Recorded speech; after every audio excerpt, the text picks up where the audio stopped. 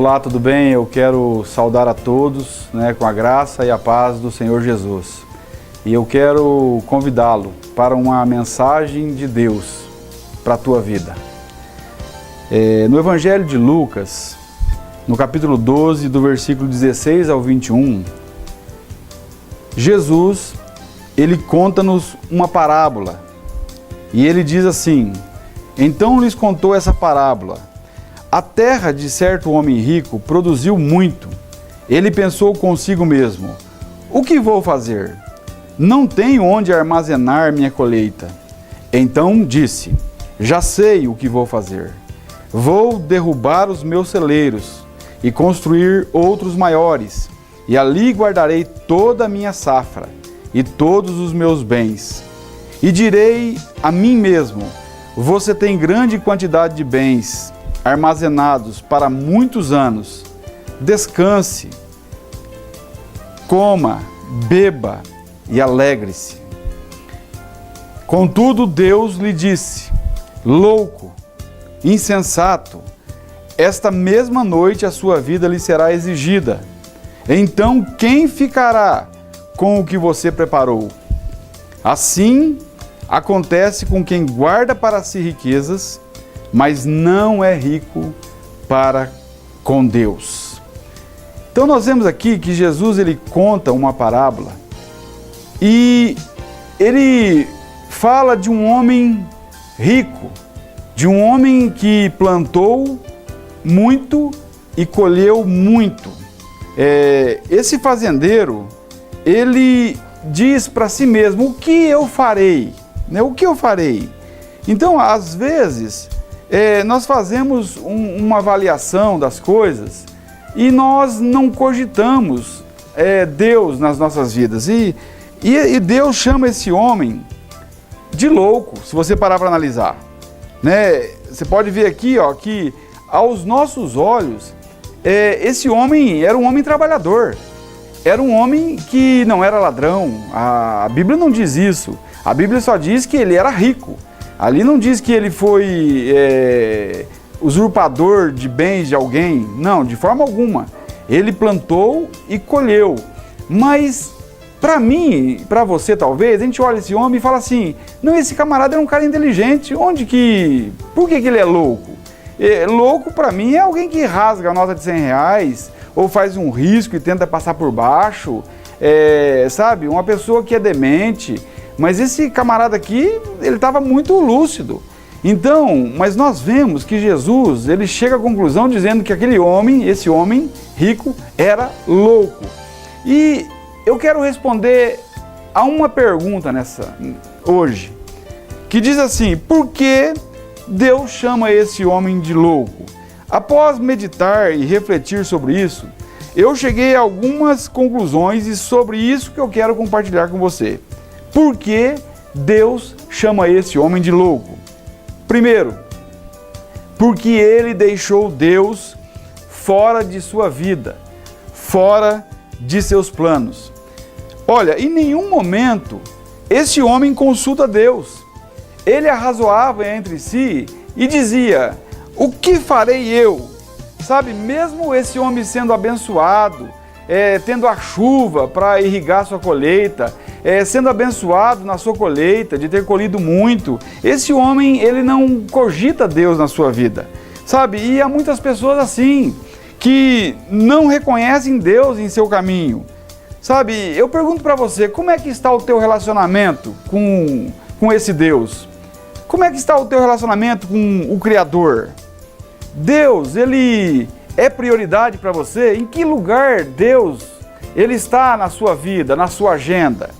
Então, o que temos nós buscado em primeiro lugar? O próprio Jesus, vendo a ansiedade dos seus discípulos, ele diz: não andeis ansiosos pelo que haveis de comer, de beber ou de vestir. Os passarinhos não plantam nem colhem, mas Deus os alimenta. O lírio do campo, nem mesmo Salomão, com toda a sua glória, conseguirá vestir-se como um lírio do campo. Então, Jesus aqui, ele quer pegar o homem naquilo que muitas vezes o seu coração está preso, sabe? O homem, muitas vezes, ele não quer saber de Deus, ele não cogita Deus, não busca Deus. Nós estamos vivendo dias em que nós falamos de Cristo, nós falamos que Jesus está para voltar e muita gente duvida. O próprio Jesus, em Mateus 24, Jesus vai falar de algo em que estava acontecendo com o povo na época de Noé. Jesus fala assim, ó, assim como foi nos dias de Noé, assim há de ser na vinda do Filho do Homem. E Jesus fala, ó, os homens comiam, bebiam, casavam e davam-se em casamento, até o dia que Noé entrou na arca e o dilúvio levou a todos. Então é interessante que mesmo que a época de Noé, ela foi marcada por muita violência, sabe, por muita promiscuidade, por, sabe, coisas desajustadas, a ponto de Deus dizer que ele se arrependeu de fazer o homem. Jesus não cita nenhum pecado. O que tem de problema em comer, beber ou vestir? Onde está o problema? O problema está em que o homem está fazendo coisas boas, mas não está colocando Deus nos seus planos. Não tem nada de mais em comer, beber, sabe, em casar-se. Mas o homem não tem convidado Deus para o relacionamento com ele. Então, a primeira coisa que eu vejo é que ali na época de Noé, os homens estavam desapercebidos e as pessoas estão assim, desapercebidas. O que mais? Segundo, Deus ele chamou esse homem de louco porque ele estava vivendo como se ele nunca fosse morrer. Olha, as pessoas não gostam de falar de morte. Mas fato é que nós um dia partiremos, né? Nós morreremos.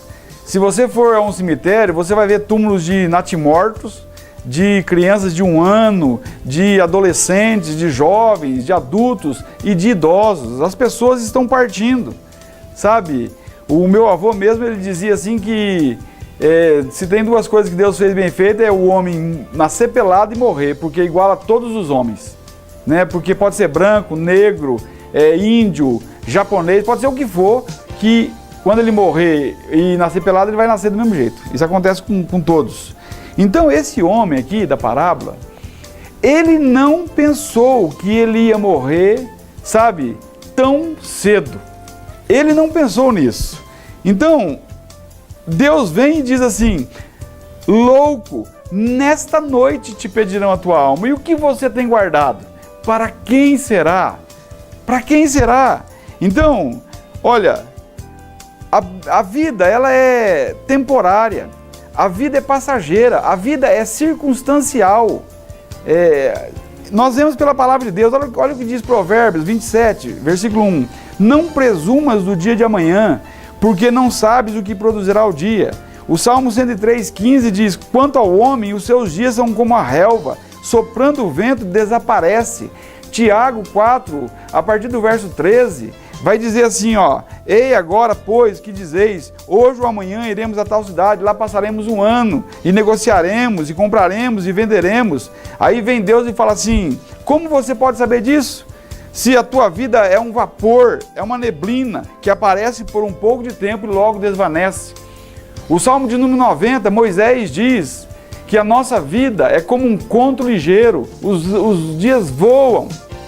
Então a vida, ela é breve, nós temos que entender isso, a brevidade da vida. Nós não vamos ficar aqui para sempre, nós vamos partir. Então você tem que entender uma coisa, que você um dia partirá. É duro dizer isso, mas nós partiremos. Agora, o lamentável é que tem muitas pessoas vivendo de qualquer maneira, sabe, sem colocar Deus nos seus planos, sem pensar, pisando nos outros, sabe, sendo arrogante. Rapaz, olha, a gente não pode ser assim. O fato da gente saber que a gente vai morrer, a gente tinha que ser humilde, sabe, não tinha que pisar em ninguém, tinha que tratar todos com igualdade, sabe, com justiça.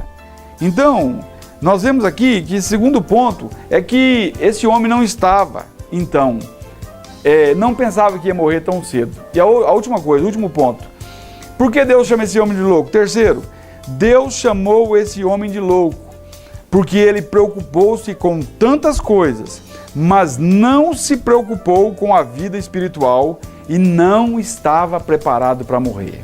Olha só, muitos se preocupam com o seu futuro, e não tem nada de mais com isso. Sabe, programam para uma faculdade, também não tem nada de mais nisso. Namoro, noivado, casamento, e as pessoas vão fazendo planos, todos nós temos projetos, sabe? Mas e a eternidade? Você está preparado, sabe, para a eternidade? Esse é o problema. Eu lembro-me que um dia eu estava no bosque, estava com minha esposa, a gente estava sentado num banco, e passou um senhor de mais ou menos uns 80 anos, passou correndo no bosque. E a minha esposa deu um cutucão e disse assim, olha lá, amor, tipo assim, quer dizer, eu tô parado, não tô cuidando do meu físico, né? E aí eu disse assim, ó, corre atrás dele e pergunte se ele está preparado para a eternidade. Porque muitas vezes, você que me ouve, está preparado para muitas coisas, sabe? Você cuida do seu corpo e não tem problema com isso, tem que cuidar mesmo. Mas é necessário você cuidar da sua alma. Jesus diz, Mateus 16, 26, o que aproveita o homem ganhar o mundo inteiro se perder a sua alma? Então, eu deixo essa mensagem com você, preocupe-se com a tua alma. E quando você tiver o questionamento desse fazendeiro e dizer, o que eu farei?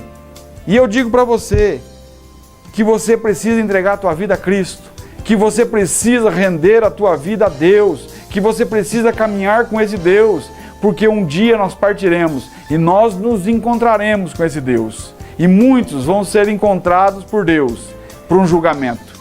E o desejo do meu coração é que você naquele dia receba a frase, vinde bendito de meu Pai, para o reino que está preparado para vós desde a fundação do mundo. Tá? Que Deus te abençoe e que você possa cada dia refletir sobre isso e colocar Deus em tudo na sua vida, em tudo. Sabe, porque às vezes a gente pensa em conquistar tantas coisas e se esquece do principal, que é andar com Deus e viver para Ele aqui na face da terra. Tá? Que Deus te abençoe. Eu faço um convite aqui, se você deseja, né? Vá até a Igreja Batista Nova Canaã, ela fica na Avenida Castelo Branco, isso, Avenida Castelo Branco, perto do Bosque do Índio ali, no sinaleiro do Bosque do Índio ali, e vá, faça-nos uma visita, né, e você será bem-vindo. Que Deus te abençoe, em nome de Jesus.